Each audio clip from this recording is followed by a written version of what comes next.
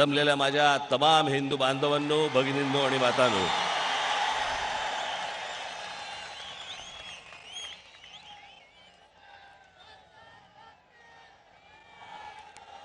सर्वप्रथम आपणा सर्वांना गुढीपाडव्याच्या आणि नवीन वर्षाच्या आपल्याला सर्वांना मनपूर्वक हार्दिक शुभेच्छा।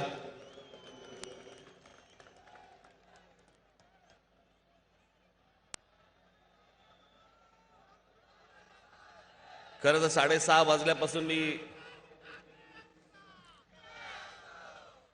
तयार होतो। मी इथून काय ढांग टाकली की आलो,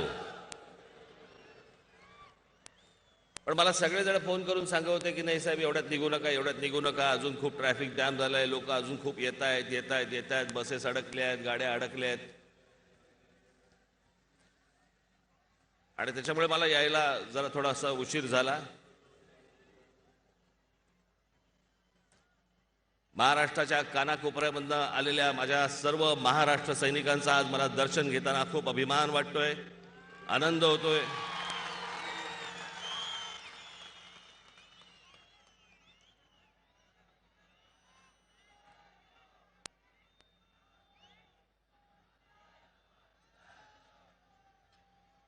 तीन वर्षापूर्वी ज्या वेळेला इथे गुढीपाडवा मेळावा झाला होता, त्याच्यानंतर जवळपास 2 वर्ष हा मेळावा काही घेता आला नाही।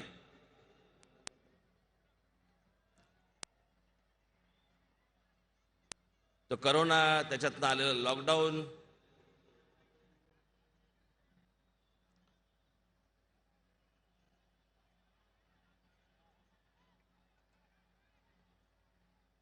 तो लॉकडाऊनचा काळ आठवला तरी काही वेळेला बरं वाटतं, पण काही वेळेला खूप वेळा त्रास होतो।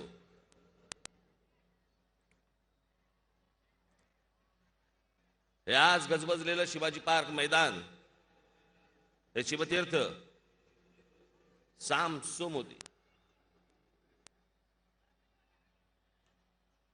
शिवतीर्थच काय घेऊन बसले, अख्खं जगभर सगळीकडे सामसूम होती।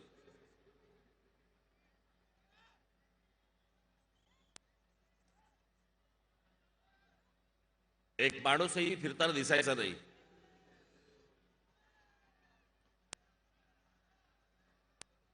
एक तर कोरोनाची भीती होती, नाही तर आमच्या पोलिसांचा दांडिया होता। ते तरी बिचारे काय करणार? या संपूर्ण काळामध्ये पोलिसांनी ज्या प्रकारचं काम केलंय, खास करून मुंबई महाराष्ट्राच्या पोलिसांना मी खास करून धन्यवाद देईन। अहो रात्र जागले, ते खाण्यापिण्याची पर्वा नाही केली। आपल्याला कोरोना होईल का, आपण राहू का जाऊ, या कुठच्याही गोष्टींचा विचार न करता 24 तास ते रस्त्यावरती होते।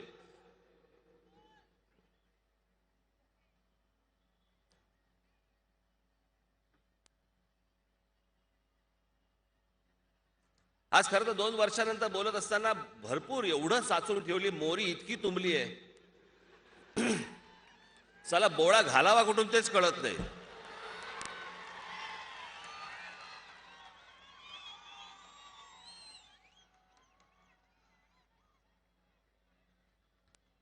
जितकं शक्य होईल तितकं आज साफ करू।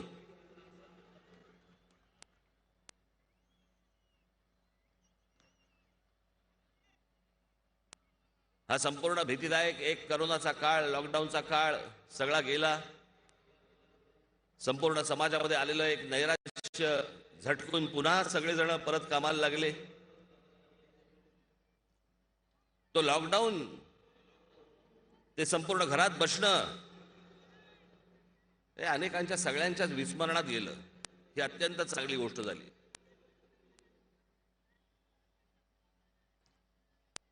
पण जसा लॉकडाऊन विस्मरणात गेला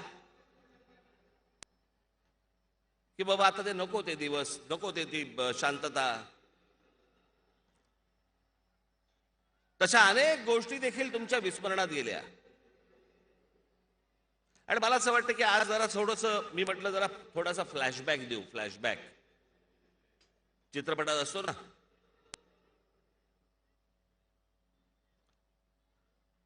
2 वर्ष आपली सगळ्यांची शांततेमध्ये गेली. 2 वर्ष आपण सगळे शांत होतो, घरात बसून होतो. पण त्याच 2 वर्षापूर्वीच्या झालेल्या घटना त्या देखील आपण विसरून गेलो. त्या पण आपण विसरलो. 2019 साली झालेली विधानसभेची निवडणूक. होतं काय, वर्तमानपत्र आणि हे सर्व चॅनल्स रोज नवीन नवीन बातम्या, नवीन नवीन बातम्या, नवीन नवीन बातम्या. त्याच्यामुळे अगोदरचं सगळं विसरायला होतं आणि ते तुम्ही विसरता. हेच यांच्या फायद्याचं ठरतं की आम्हाला तर आता आठवतच नाही, त्यावेळेला झालं, त्यावेळेला ऐकलं, पण ते आम्ही आमच्या विस्मरणात गेलं. कसं काय जाऊन चालेल? 2019ची विधानसभेची निवडणूक आठवा.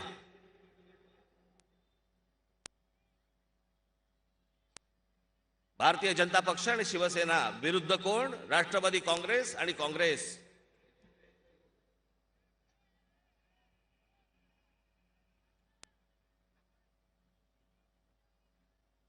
निकाल लागल्यानंतर शिवसेनेला, खास करून उद्धव ठाकरेंना साक्षात्कार झाला.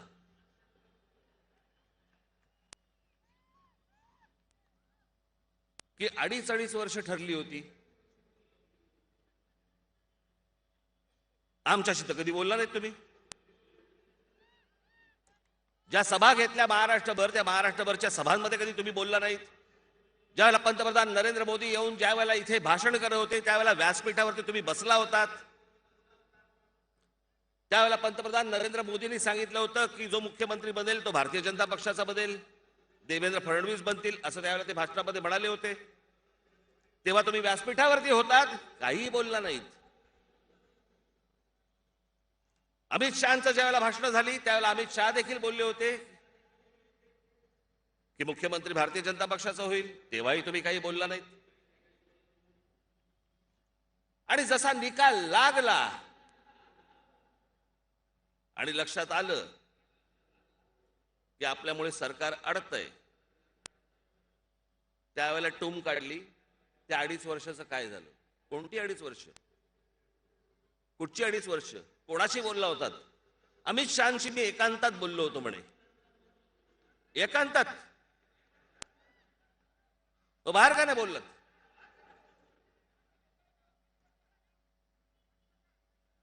बरं, मुख्यमंत्री पद हे महाराष्ट्राचं आहे, जनतेचं आहे, जे लोकांसमोर येणार आहे. मग ती गोष्ट तुम्ही 4 भिंतीत का केलीत? बरं, त्या 4 भिंतीमधली गोष्ट अमित शहा सांगतायत, आमचं असं काही बोलणं झालेलं नाहीये.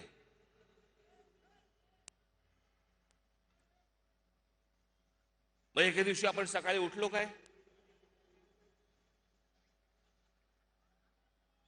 आणि पाहतो तर काय, जोडा वेगळाच.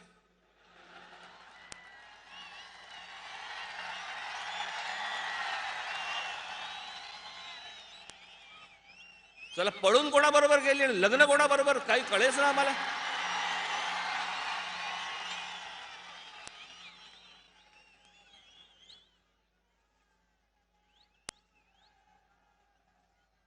मी महाराष्ट्र राज्याचा उपमुख्यमंत्री म्हणून मी आज इथं शपथ. समजेच ना, महाराष्ट्राला समजेच ना, असायला मतदान केलं कोणाला आम्ही?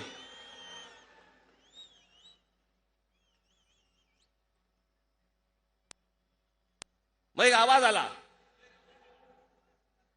ये शादी नहीं हो सकती. फिस कटलं तिच्या आईला. दोघे हिरमुसून घरी.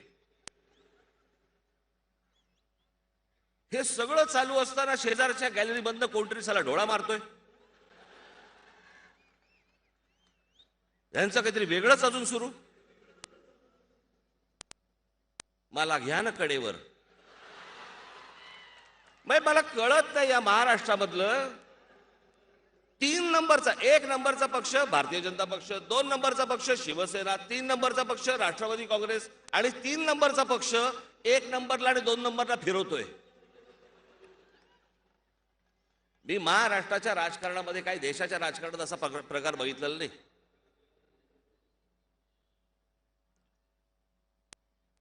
महाराष्ट्राच्या जनतेला जाऊन तुम्ही काय सांगता, महाराष्ट्राच्या जनतेशी तुम्ही काय बोलता, व्यासपीठावरनं तुम्ही एकमेकाला शिव्या घालता आणि त्याच्यानंतर जाऊन तुम्ही एकमेकांच्या मांडीवर बसता.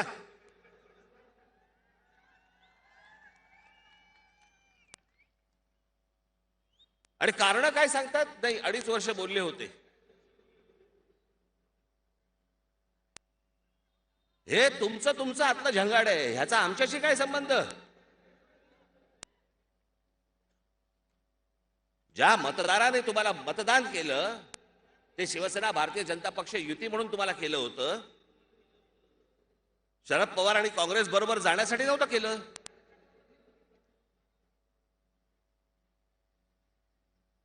या मतदारांशी गद्दारी करणाऱ्यांना कोणतं शासन देणार. आमचं होतं कसं, आम्ही विसरून जातो, आम्ही सगळं विसरून जातो की आम्ही त्या उन्हातानामध्ये रांगेमध्ये उभे होतो. तास 2-2 तास आम्ही त्या रांगेमध्ये उभे बसून आम्ही तिकडे मतदान केलं, भाषणाला गेलो, भाषणं ऐकली, विचार ऐकले, मतदान केलं. आणि मतदान केल्यानंतर निर्णय ज्या वेळेला आला त्यावेळेला महाराष्ट्रात चित्र वेगळंच दिसलं. याच्यासाठी मतदान करता गुलाम आहात यांचे.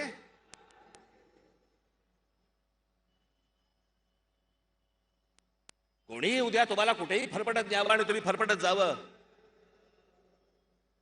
कोणतीही खेळी यांनी करावी आणि तुम्ही वा वा म्हणून टाळ्या वाजवाव्यात किंवा आम्ही विसरून जावं. हे विसरून जाताना हेच हवं यांना.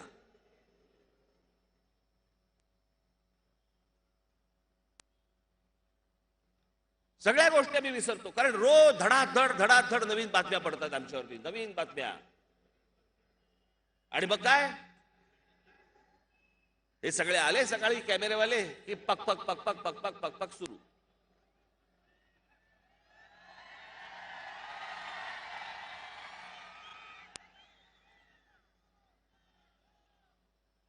या बाजूने कोणीतरी बोलायचं, या बाजूने कोणीतरी बोलायचं आणि मूळ विषय बाजूला न्यायचा.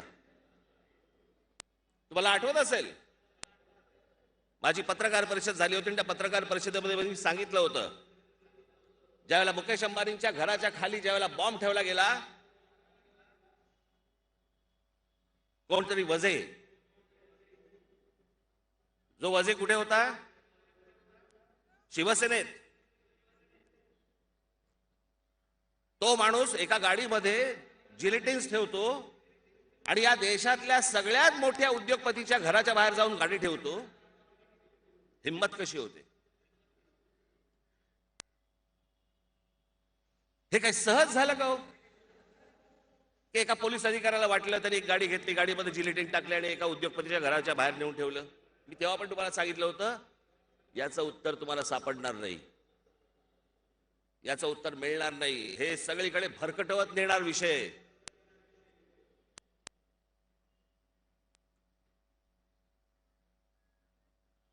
माझ्या एक परिचयाचे एक जण होते, आहेत म्हणजे ते,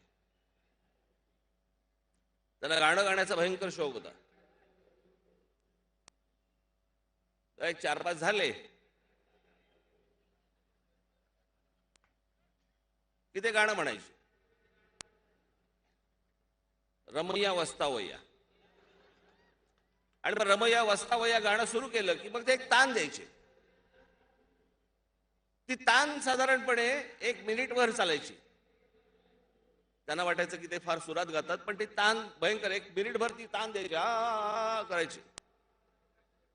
आणि सगळ्यात शेवटी परत याचे विचारत गाणं कोणचा था, ते गाणं विसरायचे मूळ. तशी ती तान आहे.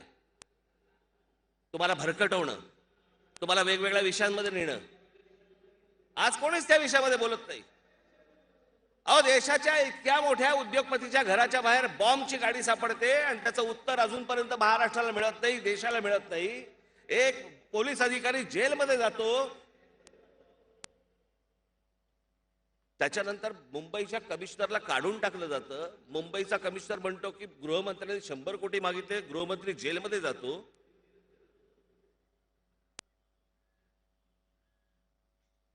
आठवतंय का हो तुम्हाला हे सगळं? हे सगळं जण विसरले. परत निवडणुका येणार, परत नवीन प्रचार होणार, नवीन गोष्टी होणार. आम्ही अगोदरचं सगळं आम्हाला जो आम्हाला आमच्याशी ज्यांनी गद्दारी केली, ज्यांनी आम्हाला त्रास दिला, आम्ही त्या सगळ्या गोष्टी विसरून जातो. आम्ही परत नव्याने काहीतरी पुढच्या गोष्टी बघत बसतो. ह्याच तुमच्या स्मरणशक्तीचा आजपर्यंत ते फायदा घेत आले. याच गोष्टींचा नवीन काहीतरी टूम काढायची.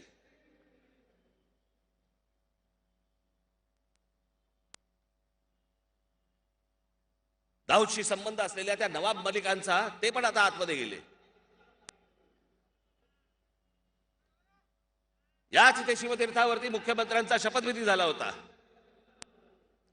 राष्ट्रवादी काँग्रेसकडनं पहिला मंत्री कोण होता जो जाहीर केला गेला? छगन भुजबळ, जे जवळपास 2-2.5 वर्ष जेलमध्ये होते. अहो, ते काही स्वातंत्र्य सैनिक नव्हते की सत्ता आल्या आल्या तुम्ही लगेच त्याला मंत्रिपद द्यावं. पण हे तुमच्या नाकावर टिचून करतात. तुमच्या नाकावर टिचून साला काय उखडणार आहात तुम्ही? कोण तुम्ही? मतदार? एक दिवस आहे तुमचा, एक दिवस. लाचारासारखे तिकडे रांगेमध्ये उभं राहायचं, मतदान करायचं आम्हाला. आम्ही वाटेल ते करू.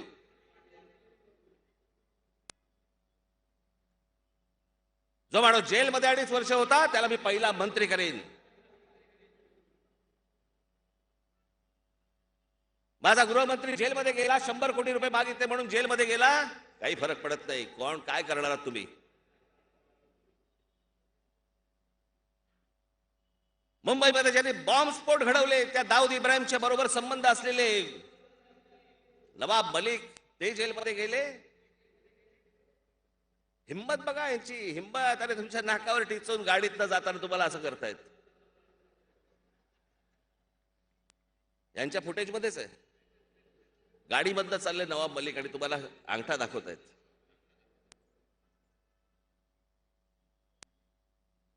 हे सगळे तुम्हाला मेंढरासारखे वापरतायत. आमच्या हातामध्ये राज्य द्या, आम्ही वाटेल ते करू. करता आज मी 2 वर्षानंतर मी बोलतो. मी बरेच विषय मी इथे आणून ठेवले होते. मी अनेकदा माझं लक्ष पण जात नाही. मी पण म्हटलं या 2 वर्षामध्ये कुठच्या गोष्टी आपल्या काय म्हणतो त्याला नजरेतनं सुटू नयेत किंवा जाऊ नयेत म्हणून मी काही विषय इथे मी आणून ठेवले होते.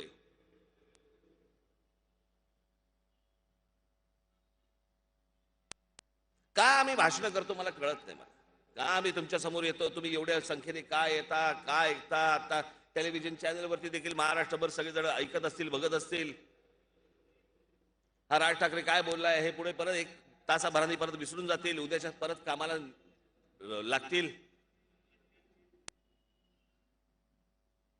लोकशाही कशी असते ना, लोकशाही ही इंग्लंडमधनं बघा. ज्या दुसऱ्या महायुद्धाच्या वेळेला विन्स्टन चर्चिल यांनी दुसरं महायुद्ध जिंकून दिलं.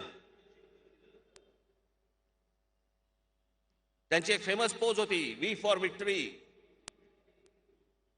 We for Winston.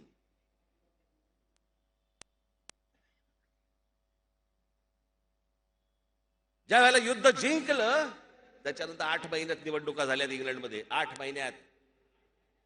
आणि 8 महिन्यानंतर निवडणुका ज्या वेळेला झाल्या त्यावेळेला विन्स्टन चर्चिल हरले.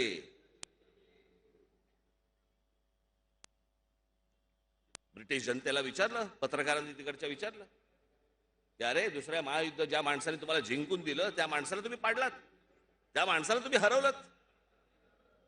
हो म्हणे. विन्स्टन चर्चिल युद्ध काळात चांगले होते, शांततेच्या काळात नाही. ही समज लागते समाजामध्ये. ही समज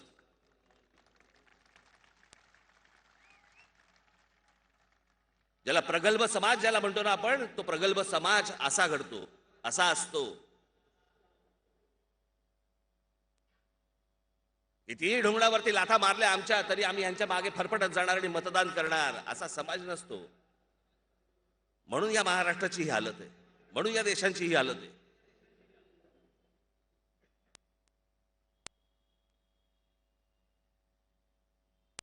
आजही आमचे शेतकरी आज आत्महत्या अजून थांबलेल्या नाहीत. कोणती महाराष्ट्राची परंपरा आपण विसरून गेलो सगळं. मी आता अनिल शिदोरेंशी मी बोललो होतो. मी म्हटलं त्यांना, मी सांगितलं, म्हटलं जो जो माणूस इतिहास विसरला ना, त्याच्या पायाखालचा भूगोल सटकलेला आहे, तो निसटून गेलेला आहे, त्याच्या जमीन निसटून गेलेली आहे.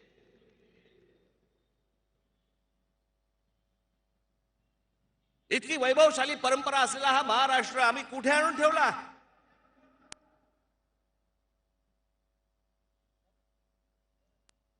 आमचा गृहमंत्री जेलमध्ये जातो 100 कोटी रुपये मागितले म्हणून. आमच्या महाराष्ट्राचा एक मंत्री एका अतिरेकी माणसाचा दाऊद इब्राहिमशी संबंध असला म्हणून तो जेलमध्ये जातो. सरकार चालू आहे अजून.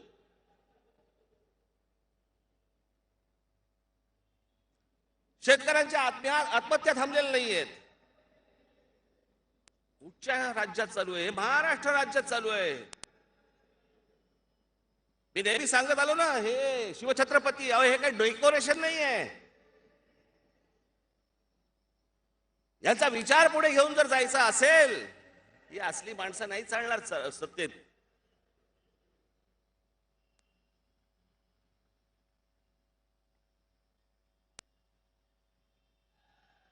रामाजी अनंत सुभेदाराला जे पत्र लिहिलं होतं शिवाजी महाराजांनी, त्या पत्राच्या एका ओळीमध्ये सगळं अख्खं कसं सत्ता असावी, सत्ताधारी कसा असावा, हे एका ओळीमध्ये दिलं होतं त्यांनी. रामाजी अनंत सुभेदाराला लिहिलेल्या पत्रामध्ये एक ओळ होती, कारभार ऐसे करावा की रयतेच्या भाजीच्या देठासही हात न लागणे. रयत म्हणजे कोण? रयत त्याला काय कारखानदार नव्हते. रयत म्हणजे शेतकरी.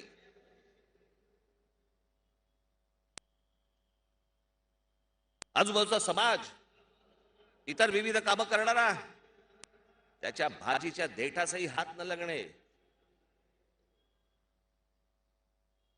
आणि आज महाराष्ट्रामध्ये आमच्याकडे काय? सगळीकडनं बोंबाबोंब. एसटी कर्मचारी, त्यांचा संप सुरू आहे, तो ओरडतोय. आमचे पोलीस ओरडतायत. शेतकरी आत्महत्या अजून थांबत नाहीयेत. हजारोने शेतकरी आत्महत्या होत आहेत. शिक्षणाचा बट्ट्याबोळ झालेलाच आहे. जे एसएससी झालेले आहेत, त्या एसएससी झालेल्या मुलांना म्हणजे नोकऱ्या मिळणार नाहीत आता. काय ते नवीन जे आले ना, टोम सीबीएसई काय जे सगळं, त्यांना म्हणजे नोकऱ्या मिळणार का? सर्वात जास्त एसएससी ला बसणारी मुलं, विद्यार्थी आहेत महाराष्ट्रामध्ये.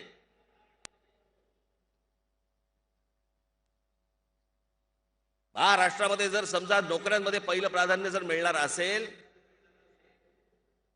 तर महाराष्ट्रामधल्या पहिल्यांदा माझ्या मराठी माणसाला पहिल्यांदा प्राधान्य मिळालं पाहिजे. बाकीच्यांना नंतर. हे फालतू लफडी इथे आणू नका.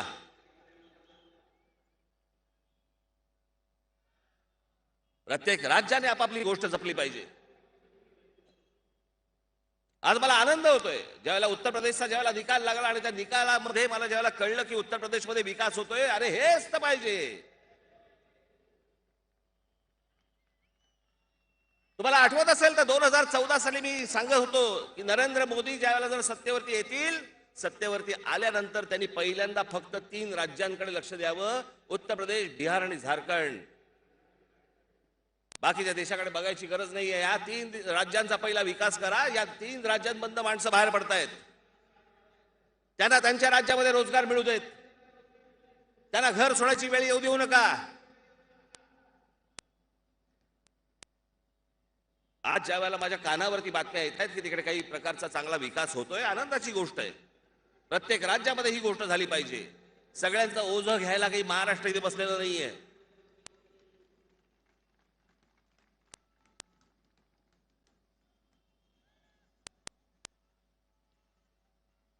पण तुम्ही या गोष्टींचा विचार करत नाही. तुम्ही ह्या गोष्टींच्या फक्त नुसत्या वर्तमानपत्रांमधल्या ओळी वाचता, वर्तमानपत्रांच्या ओळींच्या मधलं वाचत नाही. हे तुमच्याशी काय खेळ खेळतायत, हे कशा प्रकारचा खेळ चालू आहे यांचा. सगळ्या गोष्टींकडनं जर दुर्लक्ष करायचं असेल, आमच्याकडे हत्यार आहे, उत्तम हत्यार आहे, जातीचं हत्यार.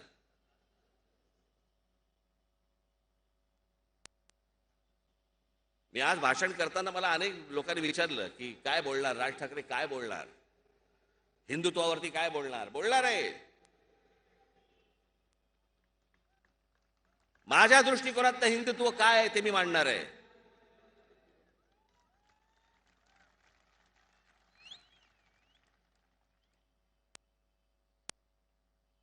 अयोध्येला जाणार आहात का नाही जाणार आहात? जाणार. आता तारीख नाही सांगत.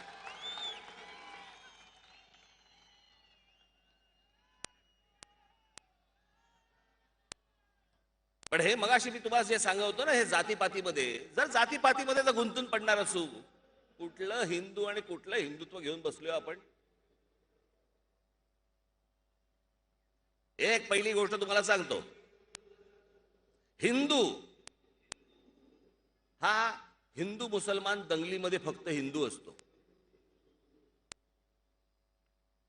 तो 26 जानेवारी 15 ऑगस्टला भारतीय होतो.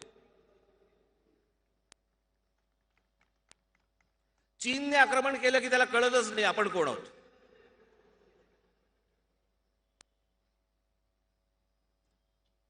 आणि मग ज्या वेळेला तो ना हिंदू ना भारतीय ज्या वेळेला असतो, त्यावेळेला तो होतो मराठी, तो होतो गुजराती, तो होतो तमिळ, तो होतो बंगाली, तो होतो पंजाबी. आणि मग तो ज्या वेळेला मराठी होतो, त्यावेळेला तो होतो मराठा, त्यावेळेला तो होतो ब्राह्मण, त्यावेळेला तो होतो माळी, त्यावेळेला तो होतो अजून आगरी.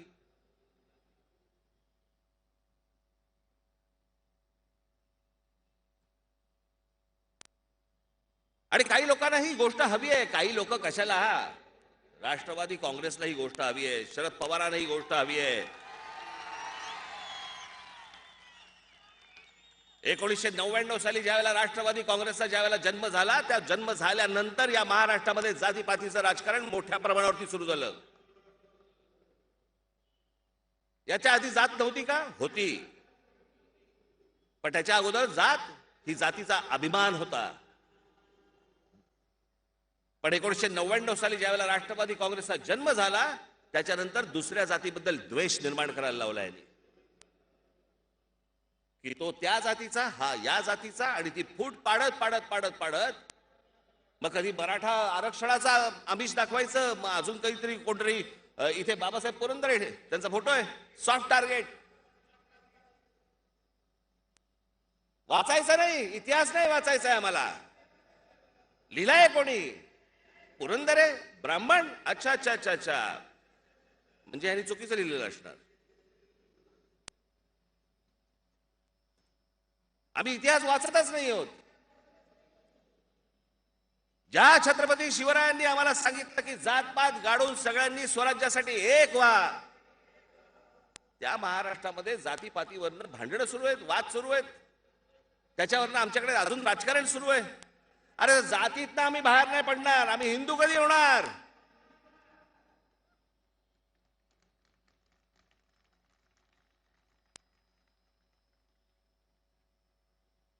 बाहेरच्या राज्यांमध्ये ज्या प्रकारचं राजकारण चालतंय ते राजकारण करायचंय का आम्हाला महाराष्ट्रामध्ये? ज्या महाराष्ट्राची परंपरा एवढी वैभवशाली, ज्या महाराष्ट्राने दिशा या देशाला दिली, तो महाराष्ट्र खितपत पडलाय जातीत. हे आमच्या अंगली सिद्धोळे इकडे बसलेले आहेत, उत्तर प्रदेशमध्ये गेले होते, एका ढाब्यावरती थांबले. ढाब्यावरती थांबल्यानंतर तिकडे एका खाट्यावरती बसले होते, तिकडे ते आणि त्यांचे मित्र. चहा सांगितला. त्या ढाब्यावरच्या काउंटरवरचा माणूस आला, त्यांच्याकडे आला. कौनसी जात से हो? मैंने जात सांगितली. अच्छा अच्छा ठीक है, अरे इनको चाय देना. हे वातावरण आणायचं महाराष्ट्रात. ही अवस्था करायची आहे महाराष्ट्राची आपल्याला. या 1999 सालच्या राष्ट्रवादी काँग्रेसच्या जन्मानंतर तो जेम्स लेन जन्माला आला. कोण जेम्स लेन हो? कोण जेम्स लेन?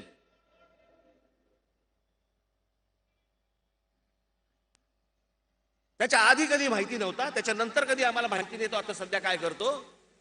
तो काय जॉर्ज बर्नार्ड शॉ होता? पुस्तकांमध्ये काहीतरी वेडवाकडं छापून आणायचं आणि आणल्यानंतर मग त्याच्यावरती राजकारण करत बसायचं. बघा कसं केलंय, जाती जातींमध्ये चुकीची माहिती कशी पुरवली गेली. काय बोलतोय आपण? त्या भेगारड्याने काहीतरी एक पुस्तकामध्ये लिहिलं आमच्या जिजाऊ साहेबांबद्दल. आम्ही ते उगाळतोय. ज्यांना हा इतिहास माहिती नाही, ज्यांनी हे पुस्तक वाचलेलं नाही, ती माणसं ज्या वेळेला या सगळ्या प्रकरणानंतर प्रश्न विचारतात, काय लिहिलंय काय त्या पुस्तकामध्ये, आम्हीच आमची आबरू काढतोय.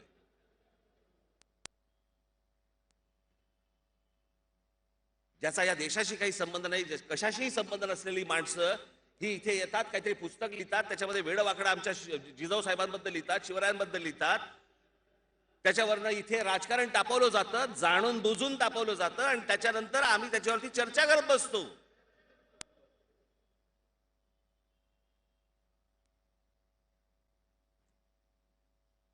ज्यांचा संबंध नाही अशी माणसं ज्याला प्रश्न विचारतात, लाज वाटते. लाज की आमच्या देवतांची आम्ही आबरू काढतोय, आम्ही आमची आबरू चव्हाट्यावरती काढून त्यांना सांगतोय काय काय लिहिलंय. एवढंही भान नाही आम्हाला, कसलाच भान नाही आम्हाला. बेडे पिशे झाले, बेडे पिशे. निवड डोकीच्या तोंडावरती फक्त पैशाचा फक्त नुसता चारा टाकायचा आणि भेडे पैसे करून टाकायचं. तुम्हाला छोट्या छोट्या गोष्टींबद्दल बाहेर काढायचं. तुम्हाला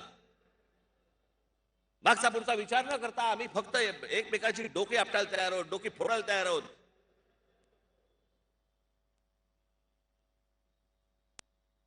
या जातीपातीत आम्ही बाहेर येत नाही. कुठचा हिंदुत्वाचा ध्वज घेऊन बसलोय आपण?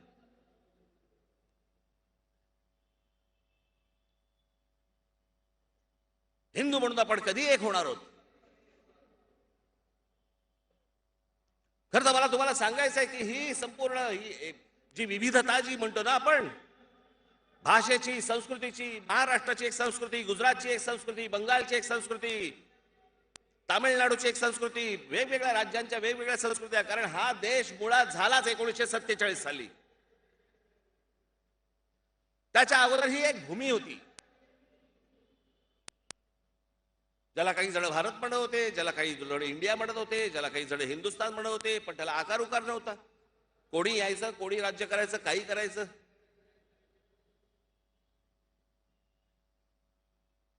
माझा कदाचित साल चुकेल, पण साधारणपणे 1012च्या सुमारास गजनीचा मोहम्मद आला. त्याच्यानंतर 1292-94 साली अल्लाउद्दीन खिलजी आला. त्याच्यानंतर मोगलांचं आक्रमण या संपूर्ण भूमीवरती झालं. आज जवळपास 800-900 वर्षानंतर बदला आपला मराठेशाहीचा इतिहास 125 वर्षांचा. या आमच्या शिवछत्रपतींचा विचार घेऊन आम्ही अटकेपार झेंडे फडकवले. त्या अटक किल्ल्यावरती आमची भगवी पताका लागली.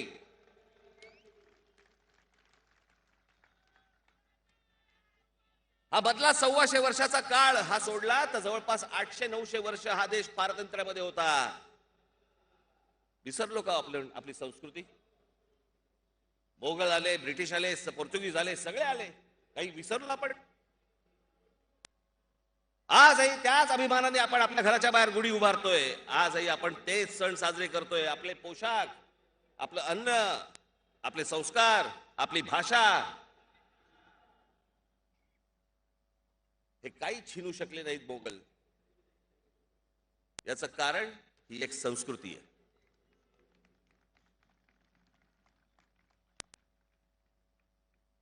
मला असं वाटतं प्रत्येक राज्याने आपापली जर संस्कृती जोपासली, प्रत्येक राज्याने आपापली भाषा जर जोपासली, प्रत्येक राज्याने जर समजा आपापलं राज्य मोठं केलं, आपाप हा देशच मोठा होणार आहे. आणि या देशातनं मोठं कोण होणार आहे? हिंदूच मोठा होणार आहे.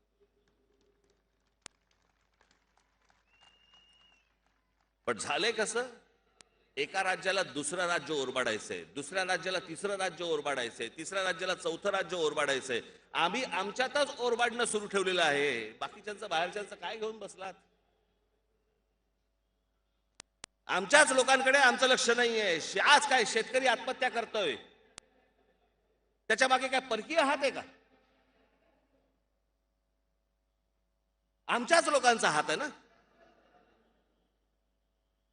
आज आमच्या मुलांना शिक्षण मिळत नाही, नोकऱ्या मिळत नाही, कोणाचा परकीय हात आहे का त्याच्या मागे? आमच्याच लोकांचा हात आहे ना. आमच्याच दळबदली धोरणांचा विषय ना तो.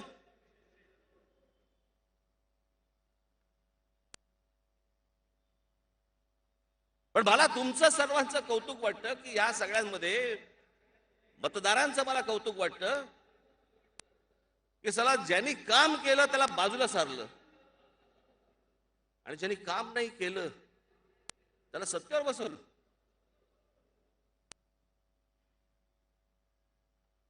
नाशिक महानगरपालिकेमध्ये, नाशिक शहरामध्ये ज्या प्रकारचं काम झालं, ज्या प्रकारचं काम केलं त्याच्या अगोदर कधी झालं नाही, नंतरही झालं नाही. पण काम केल्याची पावती काय मिळाली? बाहेर वा सत्तेतनं. कोण काम करेल तुमच्यासाठी? जर लफंगीगिरी करून आणि असल्या समजा गोष्टी करूनच जर समजा सत्ता मिळवायची असेल तेच करू.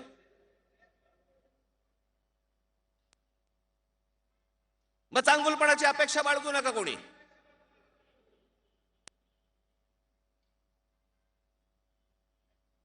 नुसती हातामध्ये सत्ता द्यायची, यांची रोजची भांडणं बघायची आणि या भांडणामधनं आमच्या हाताला काहीच लागत नाहीये. अरे खरं तर राज्य आहे, ही एक ताकद आहे. या ताकदीमधनं आपण काय काय देऊ शकतो. आज माझा महाराष्ट्रामधला सर्वसामान्य माणूस, सगळा माणूस, सगळी जनता आज आम्ही रस्त्याने चालतोय, आम्हाला फुटपाथ नाही,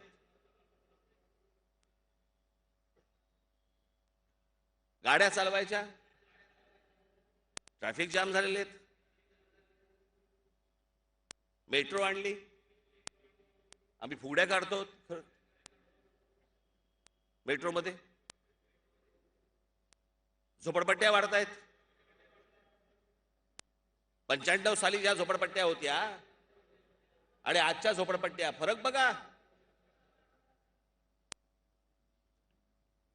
मी खरं तर कधी बोललो नसतो ही गोष्ट, पण ज्या वेळेला 95 साली शिवसेना भारतीय जनता पक्षाची ज्या वेळेला सत्ता महाराष्ट्रामध्ये आली त्याच्या अगोदर मी एकदा माननीय बाळासाहेबांशी मी बोललो होतो.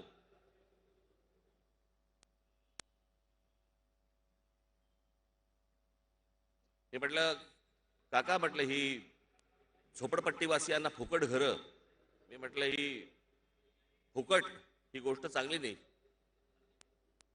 मला बोलले तू शांत बस.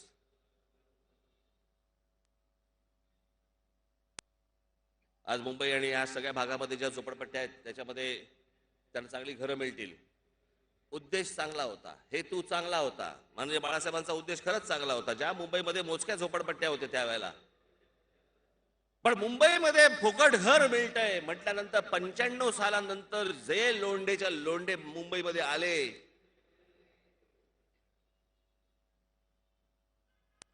आज आवरता येत नाहीये. ठाणा बकाल झालंय, पुणा बकाल झालंय, नाशिक बकाल होण्याकडे चाललेलं आहे, मुंबई झालेलीच आहे.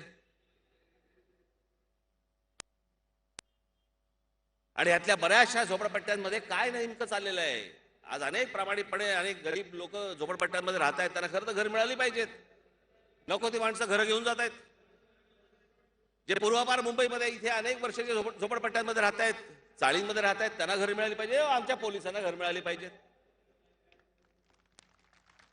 चला, आमदारांना कसली घरं वाटतंय?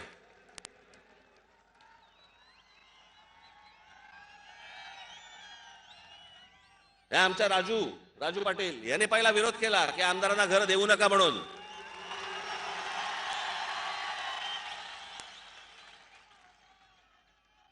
मला असं वाटतं आपण एक देवाणघेवाण करावी. आमदारांना घर द्यावं आणि त्यांची फार्म हाऊसेस हातात घ्यावीत.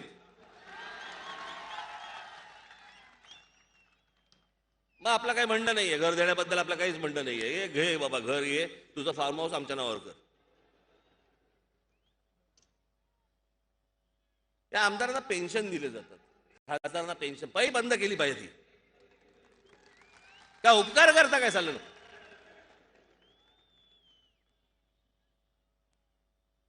या महाराष्ट्र राज्याचे, या देशामधले सगळे माननीय आमदार, माननीय सगळे खासदार लोकांचं काम करायचंय ना, मग पेन्शन कशाला हवंय. करा काम. पण आत्ताची परिस्थिती पाहिली तर कोणत्या आमदारांनी घर मागितलं होतं, मुख्यमंत्र्यांचं झालं काय. का त्या घरामध्ये एक कट दिसला.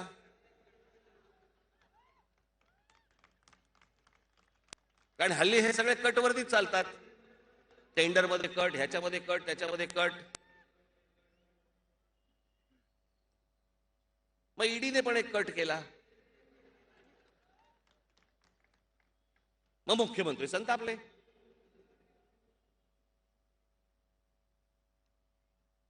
मुंबई महानगरपालिकेचे कोणते यशवंत जाधव, इन्कम टॅक्सची रेड पडली त्यांच्यावरती.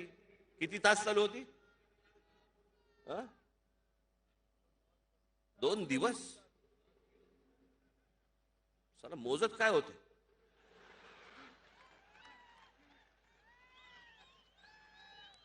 हल्ली आई वडील सांगतात, यशवंत हो सांगतच नाहीत, यशवंत जाधव हो सांगतात.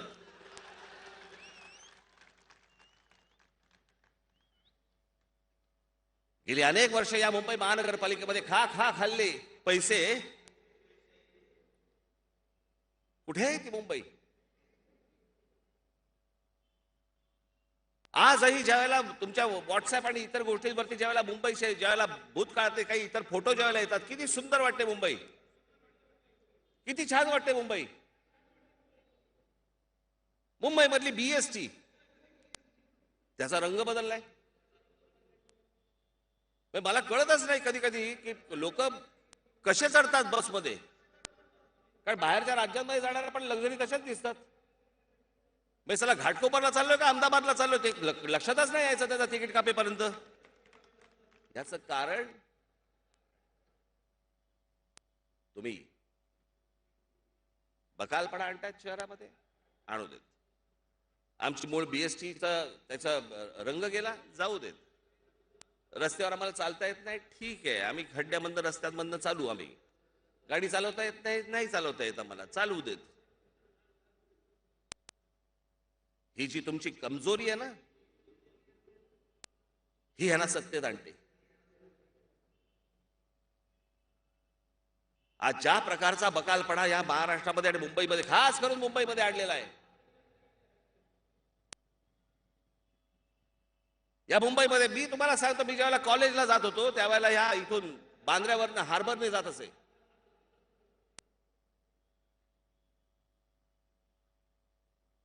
त्या कोर्टाच्या बाजूने जाताना तिकडनं उजवीकडे 7, 8, 10 झोपड्या होत्या.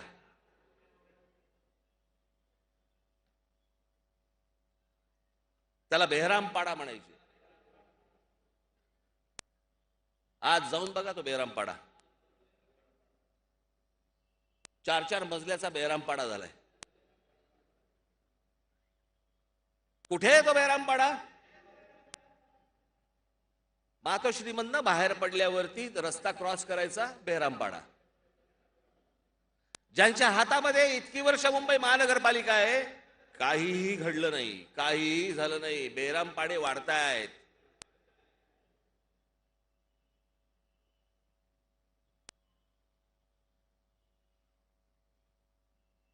जी परिस्थिती मुंबऱ्याची आहे, माझी तर पंतप्रधानांना विनंती आहे, या ईडीच्या धाडी टाकताय ना तुम्ही, इन्कम टॅक्सच्या धाडी टाकताय ना, या आमच्या पोलिसांना विचारा, त्यांच्याकडे सगळा सोर्स आहे. या झोपडपट्ट्यांमध्ये असलेल्या मदरशांवरती एकदा धाडी टाका, तुम्हाला काय काय गोष्टी हाताला लागतील ते तुम्हाला कळेल.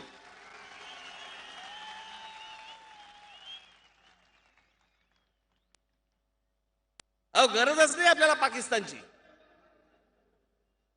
कशाला हवाय पाकिस्तान. उद्या जर काही घडलं तर आतमध्ये आवरता आवरता आपल्याला नाकी नऊ येणार आहेत. इतक्या गोष्टी आतमध्ये भरलेल्या आहेत, पण आमचं लक्ष नाही. आम्हाला मतं हवी आहेत. आम्हीच त्या झोपडपट्ट्या वाढवतोय, आम्हीच त्या सगळ्या गोष्टी वाढवतोय, आम्हीच त्या मदरसे वाढवतोय. अनेक मशिदी असे आहेत की ज्याच्या आतमध्ये काय नेमकं चालू आहे हे समजत नाहीये.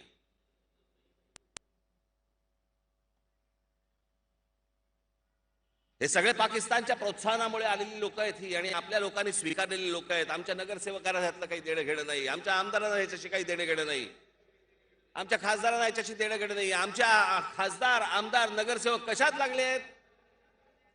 पाकिस्तानात आलायत या, बांगलादेशात आलायत या. आधार कार्ड आहे, रेशन कार्ड ते नसेल, हे घेऊन जा, रेशन कार्ड घेऊन जा आणि आमचीच मार.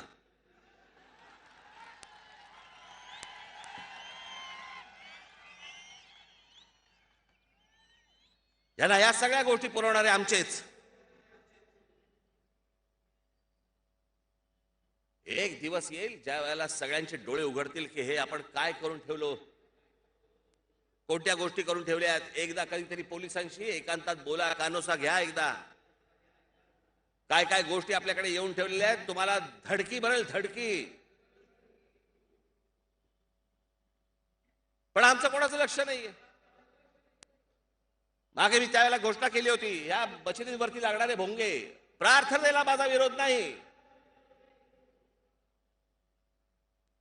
पण या मशिदींवरती लागलेले भोंगे हे खाली उतरवावेच लागतील. या सरकारला हा निर्णय घ्यावाच लागेल.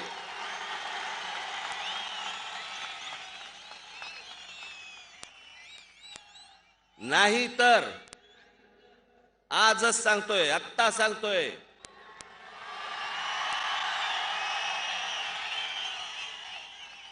ज्या मशिदीच्या बाहेर हे भोंगे लागतील त्याच्या दुप्पट समोर स्पीकर लावायचे आणि हनुमान चालीसा लावायचा.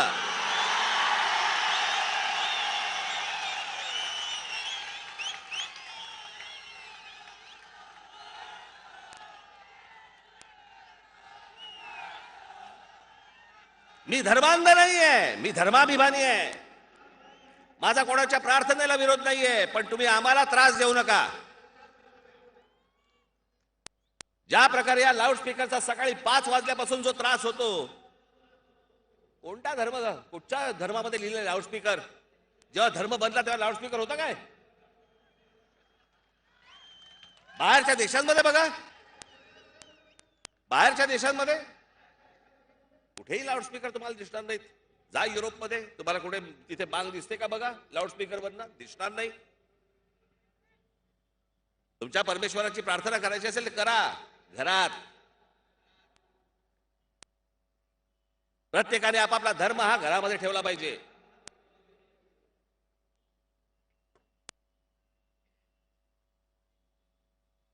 आमच्याकडे मंदिर आहेत, टाका धाडी. काय मिळणार? घंटा.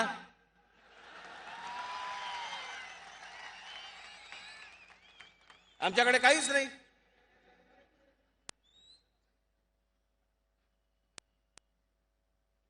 आणि म्हणून मला हा असा खितपत पडलेला, जातीमध्ये खितपत पडलेला, असा हतबल झालेला, सत्ताधाऱ्यांसमोर लाचार झालेला, कोणाही समोर वाकडा तिकडा फरफरटत जाणारा, मला असला समाज नाही आवडत. या असल्या लोकांचं नाही नेतृत्व करावं असं वाटत. मला आरेला कारे म्हणणारी माणसं पाहिजेत.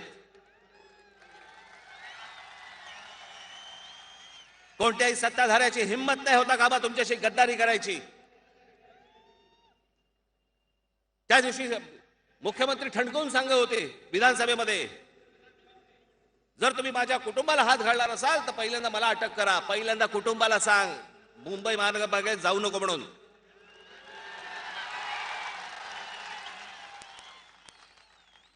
सगळे मुंबई महानगरपालिकेचे पैशाचे व्यवहार बघायचे या लोकांनी.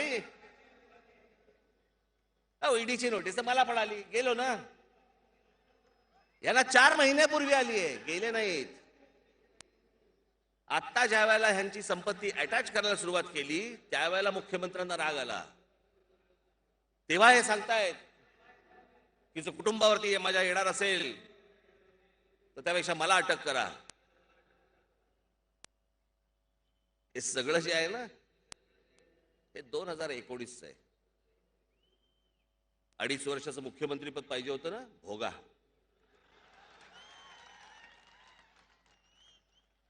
जर राजकारण तुम्हाला जमत असेल तर राजकारण समोरचेही करणारच आहेत, ते काही सोडणार आहेत. पण ह्या असल्या नादान राजकारणाला तुम्ही बळी पडू नका, एवढीच फक्त माझी आपल्याकडे आशा अपेक्षा आहे.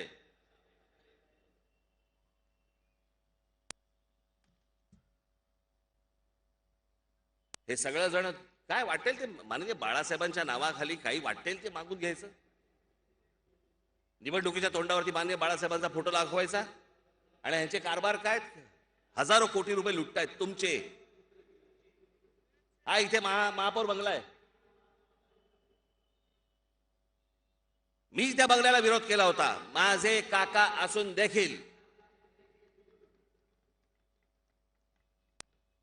माननीय बाळासाहेबांचं जर स्मारक बांधायचं असेल, मोठं स्मारक बांधा, मोठं स्मारक बांधा. हे कसल्या चौकटीमध्ये घेऊन ठेवलेत माननीय बाळासाहेबांना.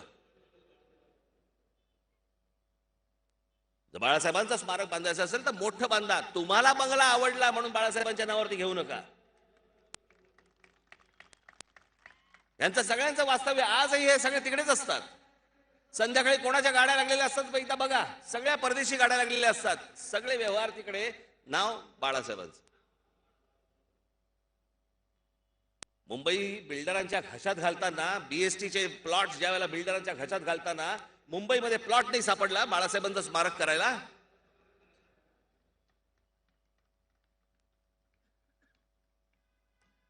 मी तुम्हाला वारंवार मी ही गोष्ट तुम्हाला सतत जी सांगतोय ना बाबांनो, हे फक्त तुमचं दुर्लक्ष होतंय म्हणून ही माणसं अशी वागतायत.